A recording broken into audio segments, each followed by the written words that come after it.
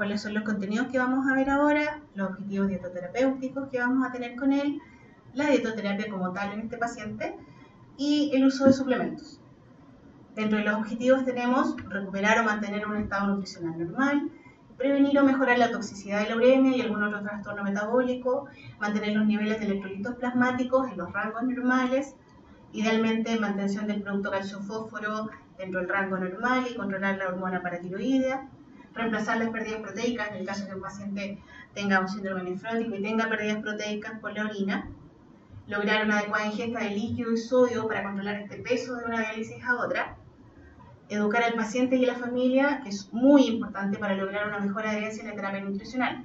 Cuando ustedes llega habitualmente el paciente acompañado con su familia y te preguntan si es un paciente diabético, hipertenso e insuficiente renal. ¿Qué le damos? Entonces empezamos una cosa a la vez, objetivos pequeños en la educación, vamos a ver técnicas de desmineralización que nos ayuda harto con estos pacientes para que no sea tan limitado a lo que consume. Y lo que uno ve es que el paciente a medida que pasa el tiempo se siente mejor, se hace más independiente y también, por razones buenas o malas, también la familia que tanto le acompañaba al inicio suele empezar a desaparecer, pero siempre tiene un familiar a cargo que se hace responsable de este paciente y con quien nos podemos comunicar ante algún parámetro de laboratorio que esté muy alterado o cuando el paciente, por todas las indicaciones nutricionales, no quiere escucharnos, no sigue la indicación, entonces uno puede llamar a la mano que aprieta de repente para ver si uno puede tener algún tipo de cambio en ese sentido. Acá tenemos la tabla de la dietoterapia, que es lo más importante, porque todos ustedes se van a quedar con esto. Es el aporte de calorías, tenemos las recomendaciones de las DOCI, que son las normas que son estadounidenses, y las recomendaciones de las guías europeas para los pacientes con enfermedad renal crónica en hemodiálisis, que es lo principalmente que refuerzan en la cantidad de energía, 30 a 35 calorías para los pacientes, 30 a 35 calorías por kilo de peso ideal, de acuerdo con textura. El aporte de proteína va mínimo desde 1.1 gramos por kilo de peso ideal, de acuerdo con textura al día. Entonces, si hacemos un paralelo con el paciente que no se dializaba, que le dábamos 0,6 gramos de proteína por kilo para cuidar estos nefrones, ahora el paciente es totalmente distinto a la dietoterapia y le damos sobre 1.1, ojalá 1.2, 1.3 gramos de proteína por kilo. Es un paciente que tiene que comer mucho pollo, pavo, carne, huevo, de alto valor biológico. Después la distribución de lípido de hidrato carbono se hacen de lípidos 25 a 35% de esta molécula calórica total, privilegiando ácidos grasos monoinsaturados o si quieren la misma distribución de la dieta STEP 2. Y con respecto a los hidratos de carbono, de 50 y 60%, eliminando los hidratos de carbono simples porque sabemos que es un paciente que va a tener dentro del perfil lipídico los triglicéridos elevados. Con respecto a los líquidos, aquí, independiente de la época del año, si es invierno, el paciente toma café, té, sopa, caldo, si es verano, helado, jalea, jugo, agua, bebida. Entonces, es un paciente que tenemos que tener mucho cuidado de la cantidad de líquido que consume. Para ello, la restricción de sodio, porque si el paciente tiene mucha sed y toma más agua y orina menos, y se van a encontrar con pacientes que no orinan, que hacen contitas de pipí o hacen años que dejaron de hacer pipí. Entonces, ¿cuánto líquido yo le calculo a este paciente para que consuma en el día? Siempre una de las tareas para la casa que se lleva el paciente y la familia, si es que el paciente no puede, es que tiene que medir el pipí de 24 horas. La diuresis residual de 24 horas, a ese valor de diuresis se le suman 500 cc. Estos 500 cc tienen que ver con pérdidas insensibles como sudoración, respiración y deposiciones. Entonces, un paciente que se orina 24 horas, medio litro, yo le sumo estos 500 cc y podría darle de líquidos totales al día 1 litro. Ojo, súper importante explicarle al familiar, no es 1 litro de líquidos totales, digamos, de agua al día, sino que si se tomó una taza de té de 200 cc, le van quedando 800 hacia el día, y así voy restando, ¿ya? Y en los pacientes anúricos, que no orinan nada, uno deja habitualmente 1 litro de líquidos.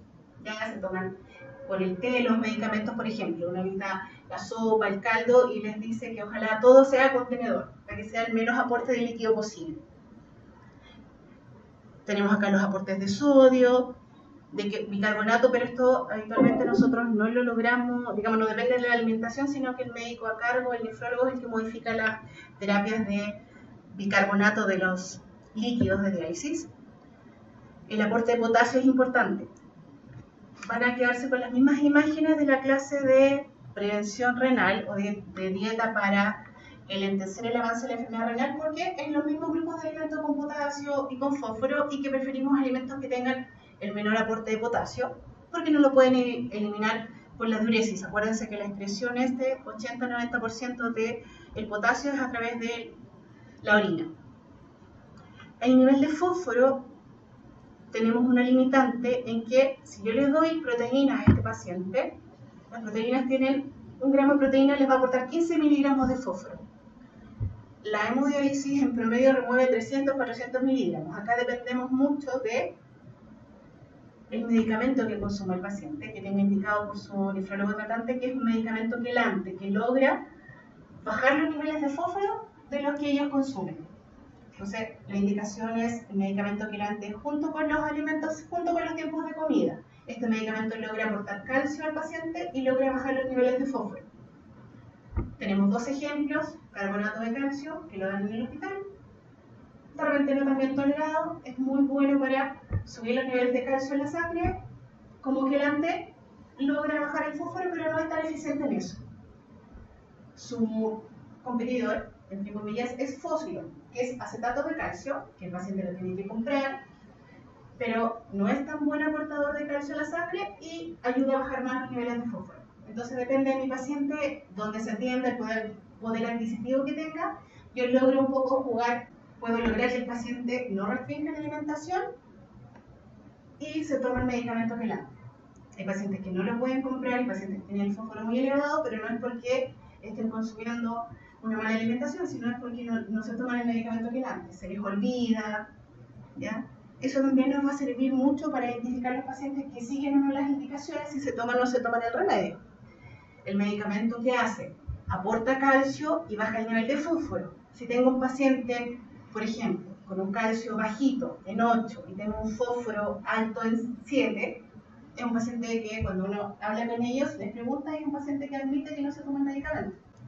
¿Qué nos interesa a nosotros? Porque eso, independiente que tiene que ver con indicación nefrológica de medicamento, nos interesa porque a nosotros nos interesa que el paciente coma. Y lo ideal es que coma proteína, va a tener el fósforo más elevado, pero se tome el calcio para que logre bajarlo. Las fuentes de fósforo que a nosotros nos interesan son las de fósforo orgánico, que tienen que ver con proteínas.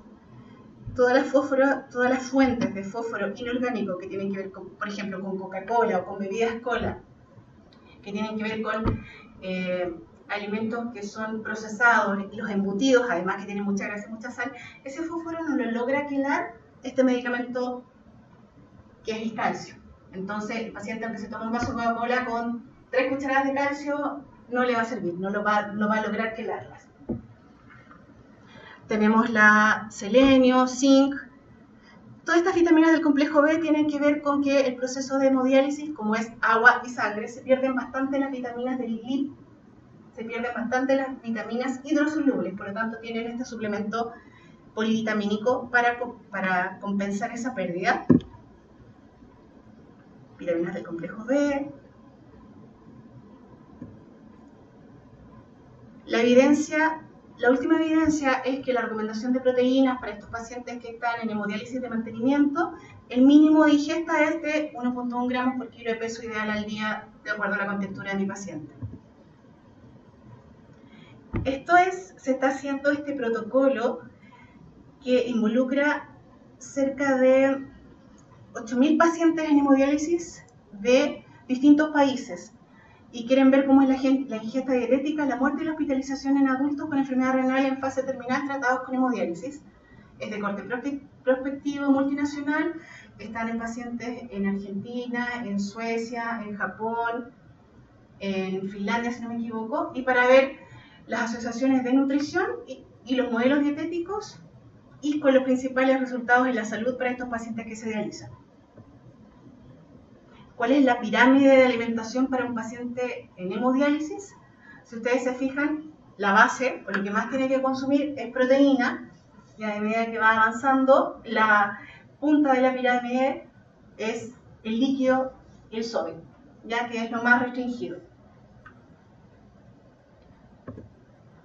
Con respecto al soporte nutricional, si un paciente no logra aumentar de peso y está desnutrido o no cubre sus requerimientos vía la alimentación, sus reservas proteicas o musculares están bajas, idealmente suplementamos, ojalá vía oral.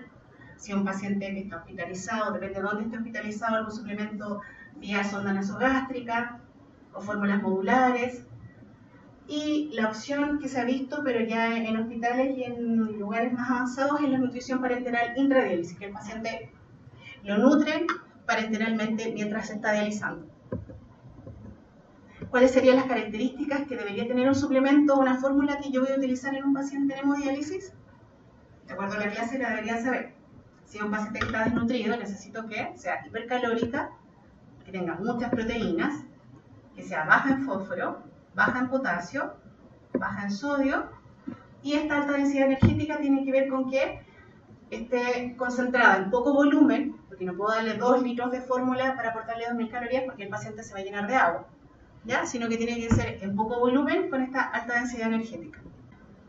Este es un pequeño nexo porque los pacientes que están en hemodiálisis habitualmente reciben colación durante la diálisis, y tenemos este estudio que se hizo para saber si comer o no comer durante la diálisis, porque muchas veces ¿qué se ha visto? Que los nefrólogos prefieren no darle, no sé si tiene que ver con costo o no darle colación a los pacientes durante la diálisis, pero es un paciente que se desnutre más, que se muere más si está desnutrido.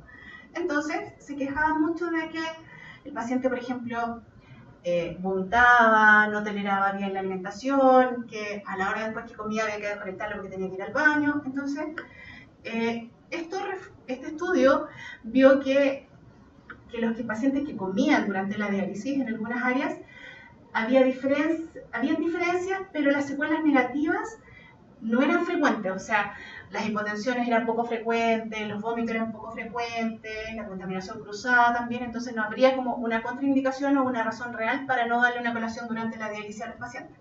Tiene que ver un poco de costos y un poco de qué colación deberían llevar los pacientes.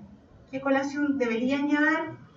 Idealmente algo con proteína para compensar la pequeña pérdida que se tiene durante la hemodiálisis, y algo de fácil digestión, en un pan de molde blanco, en un pan pita blanco, que es lo que tiene menos fósforo. Yo como experiencia les puedo decir que en la unidad de diálisis de acá de la universidad celebran todo, día de la enfermera, cumpleaños, porque se va a cambio de sala, y comen mucho. Hemos logrado que no traigan Coca-Cola, que sea lo menos malo posible dentro de las alternativas, pero el paciente lleva papas fritas, ramitas, queso amarillo, pero en general tienen buen apetito y comen harto. Ya uno trata de elegir, de darle las opciones, pero ustedes tienen que pensar que son pacientes adultos y las indicaciones que se les da a un paciente adulto les da todo el fundamento, pero ellos es responsable de tomar la decisión correcta. Hay pacientes que no los van a querer escuchar cuando recién llegan o porque pueden tener algún problema personal, entonces lo ideal es dejarlo, es un paciente entre comillas cautivo, entonces por lo tanto ustedes van a, si no lo ven el lunes, lo pueden ver el miércoles o lo pueden ver el viernes, que esté mejor. Pueden preguntarle muchas veces para hablar de cualquier otra cosa menos de alimentación, porque necesitan crear un lazo de confianza con este paciente para lograr que adhiera a las indicaciones, ver la realidad que él tiene. Si puede comer solamente huevito, habrá que hacerle un menú, alternativas con el huevo, si vive solo, quien cocina en su casa, vendrá la señora que prepara la alimentación del hogar a seguir las indicaciones. Eso es súper importante para crear un lazo de confianza con ellos y para que, como parte del equipo, todos repitan también la misma indicación. Esto es lo que hablaba yo de la ingesta de alimentos durante la hemodiálisis, que no tenía efecto sobre las náuseas, los vómitos, pero causó una pequeña caída de la presión arterial sistólica y diastólica, pero que no tenía que ver mucho con la alimentación, y que esta colación de la hemodiálisis debería ser en la primera hora. Entonces, las unidades de diálisis y la colación se indica que sea en la primera hora de diálisis. Idealmente la visita que ustedes pasen también que sea en la primera hora de diálisis, porque si no el paciente después, si está en la mañana y se levantó a las 6 de la mañana, pasa la colación a las 7:30, 8, y si ustedes los van a despertar a las 10, las van a odiar con todo el corazón. Entonces la idea es que el paciente tenga azúcar disponible, esté despierto, para que las escuche y siga las indicaciones. Y lo último tiene que ver con actividad física. Hay una revisión que demuestra que El ejercicio de resistencia mejora la fuerza muscular y algunos parámetros bioquímicos y mejora la calidad de vida de los pacientes en hemodiálisis. Hay lugares donde tienen unas bicicletas asociadas al sillón de hemodiálisis y el paciente practica, digamos, hace movimientos de bicicleta durante su sesión. Tienen que pensar que son 4 horas. Características de la prescripción dietética. Vamos a ver la consistencia, si un paciente si tiene o no dentadura, si es adulto mayor, si es normal, papilla o blando, la digestibilidad, si es común, si es boliviano, sin residuos, de acuerdo al estado nutricional, la cantidad de calorías, sin sacarosa y fructosa, con la selección de carbohidratos por esta hipertrigliceridemia, con selección de los lípidos por el alto riesgo cardiovascular, hiposódico por la hipertensión arterial, favorece la retención de líquido, bajos niveles de potasio y de fósforo, porque no lo pueden eliminar por su falla renal, fraccionado para favorecer su ingesta, y el volumen de líquido al día que vamos a ver como hicieron el cálculo de la diuresis residual más las pérdidas insensibles.